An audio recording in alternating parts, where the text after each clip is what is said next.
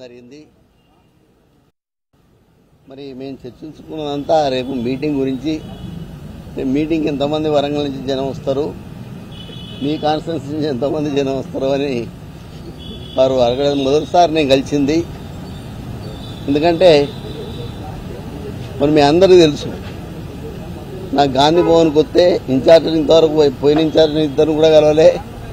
కానీ ఈరోజు మీనాక్షి అమ్మ వచ్చిన తర్వాత మొదటిసారి కలిసిన కాబట్టి మనకు బాగా సంతోషం అనిపించింది. వారు కూడా మేము చెప్పిందంతా వినడం జరిగింది. ఇలా ఒకటే మాట చెప్తున్నా, కాంగ్రెస్ పార్టీని బతికించుడు కొండమురళి ఉద్దేశం. కాంగ్రెస్ పార్టీని బతికించి ఇలా రాహుల్ గాంధీని ప్రధానమంత్రి చేయడం కొండమురళి ఉద్దేశం. ఈరోజు రేవంత్ రెడ్డి అన్నను ఇంకో 10 సంవత్సరాలు ముఖ్యమంత్రి చూడడం మరి నా ఉద్దేశం. అలాగే పిసిసి అధ్యక్షుడు ఈరోజు మహేష్ అన్న మరి ఒక పిసిసి అధ్యక్షుడు బీసీ గౌరవం బిడ్డ కాబట్టి ఆయన కంపల్సరీగా సపోర్ట్ చేసుడు నా బాధ్యత కాబట్టి మరి ఆయన చేసుడు కూడా మరి కంపల్సరీ చేస్తా. ఈరోజు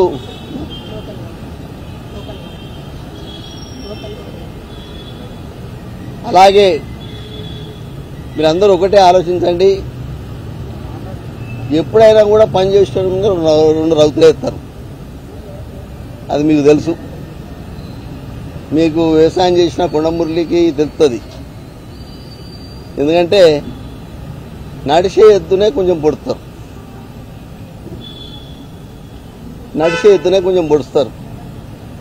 నడవని ఎత్తును కొంచెం పక్కకు పెట్టి దాన్ని మంచి చూస్తారు.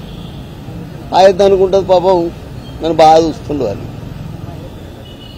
మరి నేను ఒకటే మాట చెప్తున్నా, రేపు లోకల్ బాడీ ఎలక్షన్లో కూడా వరంగల్ జిల్లాలో కంపల్సరీగా అన్ని కాంగ్రెస్కి వచ్చేటట్టు మరి మళ్ళా ఎమ్మెల్సీగా ఎవరిచ్చినా పార్టీ ఎవరికిచ్చినా గెలిపించేటట్టు ఎంపీటీసీలను, జెడ్పీటీసీలను, సర్పంచ్లను గెలిపించే పూర్తి బాధ్యత మరి నేను తీసుకుంటా అని తెలియజేస్తూ వారికి కూడా చెప్పడం జరిగింది. అమ్మ, మీరు ఎక్కడ ఏ అధికారం ఏ ఆదేశం ఇస్తే ఆ ఆదేశాన్ని పాటిస్తా.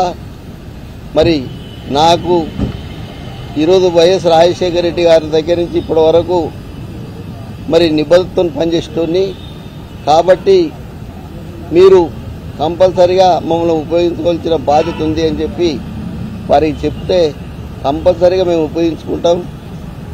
మరి మీ సేవలు అవసరం అని వారు కూడా చెప్పడం జరిగింది. వారికి తెలియజేస్తున్నాం. నియోజకవర్గాలు ఎమ్మెల్యే నియోజకవర్గాల్లో ప్రోత్సహిస్తున్నారని ఎమ్మెల్యేలు కంప్లైంట్ ఇచ్చారు గత వారం. మీరు క్రమశిక్షణ సంఘాన్ని కలిసిన తర్వాత కూడా మీ ఎమ్మెల్యేలు మళ్ళీ మీటింగ్ పెట్టారు, మీ పైన ఆరోపణలు చేశారు. గ్రూప్ తగాదాలను ఏమైనా ప్రోత్సహిస్తున్నారా మీరు మీ వాళ్ళ నియోజకవర్గాల్లో? గ్రూప్ తగాదాలు ప్రోత్సహిస్తున్నా అంటే మీ దాంట్లో కూడా గ్రూపులు ఉన్నాయి కదా, ప్రెస్లో గ్రూపులు ఉన్నాయి. ఇలా ఒకరు ఒక ప్రెస్కు పోతారు, ఒకరు ఓ ప్రెస్కు పోతారు. ఇలా ఎన్టీవీ ఉన్న వాళ్ళు రేపు ఈటీవీ పోతారు. అర్థమైంది కదా, దాన్ని గ్రూప్ అనరు. నేను ఈరోజు ఇప్పుడు కూడా చెప్తున్నా, ఎవరికి భయపడేది లేదు. నేను బీసీ కార్డును పెట్టుకునే బతుకుతున్నా. ఇలా బీసీలకు న్యాయం చేస్తున్నా. రోజు 500 మందికి భోజనాలు పెట్టి మరీ వాళ్ళ సమస్యలు తీరుస్తున్నా. నేను ఎవరి గ్రూప్ తగాదాలు ఉన్నాయి. పొద్దున్న లేస్తే సాయంత్రం వరకు నాకు ఉండేది జనంతోనే ఉంటుందే తప్ప నేను ఇంతవరకు ఏ కాన్స్టిట్యున్సీ కూడా తిరిగా. ఒక్క కొండా సూరయ్య కాన్స్టిట్యున్సీ కూడా నేను వాడాలి తిరిగా. నేను కరెక్ట్గా క్యాంప్ ఆఫీస్కో ఇంట్లోనో కూర్చుంటా. నేను ఆర్గనైజేషన్ చేస్తా. ప్రతి ఒక్కరి పేరు కూడా గుర్తుపెట్టుకుంటా. నేను ఏ ఏరియా నుంచి వచ్చిన వాళ్ళను గుర్తుపెట్టుకుని అడుగుతా, మీరు పలానా ఏరియా నుంచి వచ్చిందని. కాబట్టి అణగారిన వర్గాలు మరి ఎవరి దగ్గరికి వస్తాయి? ఓ బలవంతుని దగ్గరికి వస్తాయి. అరే మా బీసీ వాడు బలవంతుడు వాడు ఉన్నాడు, మరి ఆయన చెప్పుకుంటే పనులు అయితే అని మన దగ్గరికి వస్తాయి. అంతే తప్ప దాని గ్రూపులు అని మాత్రం అనకండి దయచేసి. వాళ్ళ సమస్యలు తీర్చేందుకు నేను ముందు ఉంటున్నా కాబట్టి నేను దేనికి కూడా భయపడేది లేదని ఇదివరకు కూడా చెప్పినా. ఇలా అణగారిన వర్గ వాళ్లకు ఇబ్బంది కాకుండా చూసే పనే చేస్తుంది తప్ప వేరే లేదు.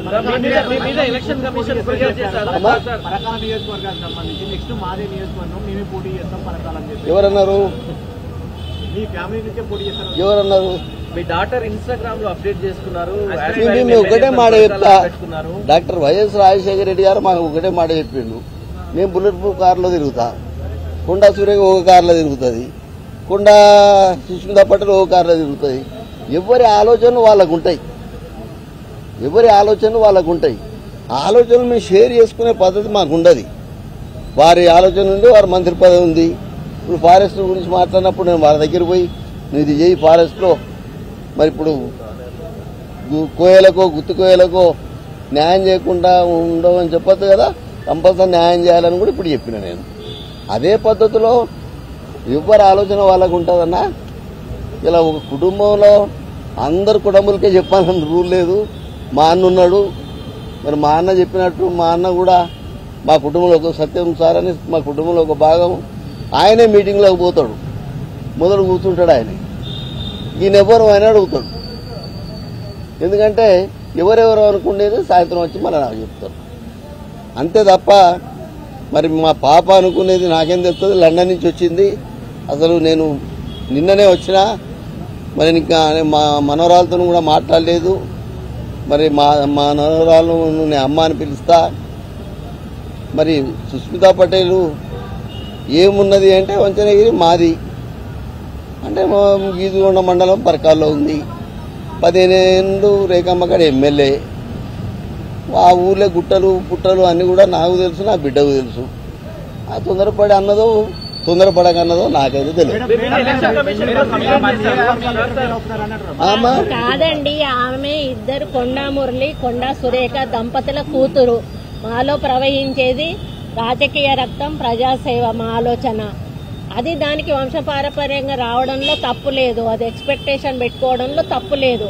దాని ఆలోచనలను కాదు వద్దు అనేటువంటి అధికారం మాకు లేదు. ఎందుకంటే she's major, she knows everything.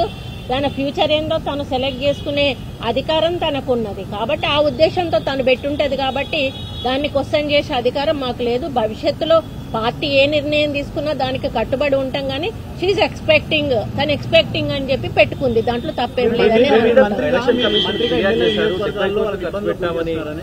నేను వైశ్యులు అందరు కూడా గత 10 ఏళ్ల బట్టి అక్కడ వైశ్యులు ఇబ్బంది పడుతుండ్రు. అక్కడ వైశ్య సత్రం అనేది ఉంటుంది, దానికి నెలకు మరి 10 లక్షల రూపాయలు వస్తాయి, కోట్ల రూపాయలు ఇద్దరే తింటుండ్రు అని వాళ్ళు నా దగ్గరికి వచ్చి లేడీస్ అంతా మొరబెట్టుకున్నప్పుడు నేను ఆ సత్రం దగ్గరికి పోయి ఆ కాగితాలు, ఆ తాళం చేతులు వాళ్ళకు వెంటనే ఇప్పించేసి మరి ఆ అకౌంట్ బుక్కులు వాళ్ళకి ఇప్పించినాక అందులో తల్లి అన్నది, మా వయసులోకి ఒకటి ఉన్నది, మేము పెట్టేటోళ్ళమే, కానీ ఈరోజు కొండమూరి చేసిన సాయం జీవితంలో మర్చిపోము.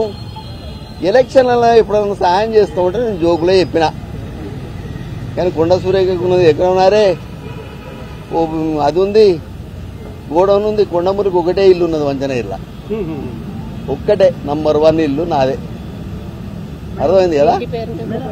అది కూడా చాలా మంది మంత్రులు మీరు సీనియర్ మంత్రి అయినా మిమ్మల్ని పక్కకి పెడతారని తొలగిస్తారని ఎందుకు ప్రచారం పెడుతున్నారు?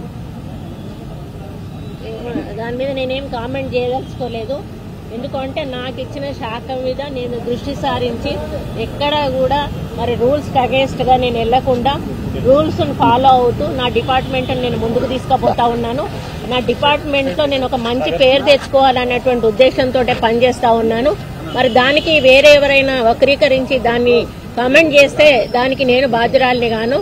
నాకు మొత్తం నా డిపార్ట్మెంట్ లో ఉన్న ఫైల్స్ అన్ని కూడా పరిశీలించినా కూడా నో ప్రాబ్లం. నాకు నేను ఎక్కడ కూడా డీవియేట్ అవ్వలేదు. నేను కరెక్ట్ గా ఒక మరి మంత్రిగా చేయాల్సిన పనులన్నీ కూడా నేను చేస్తా ఉన్నాను. అంతే తప్పితే వేరే వాళ్ళు ఎవరైనా కామెంట్ చేస్తే దాని గురించి నేను పట్టించుకోదాను. మేడం, మీరు అభివృద్ధి కట్టుబడి ఉన్నామంటున్నారు, కానీ మీరు ఎమ్మెల్యేలు ఎందుకు పిలిచి మాట్లాడలేకపోతే? హలో.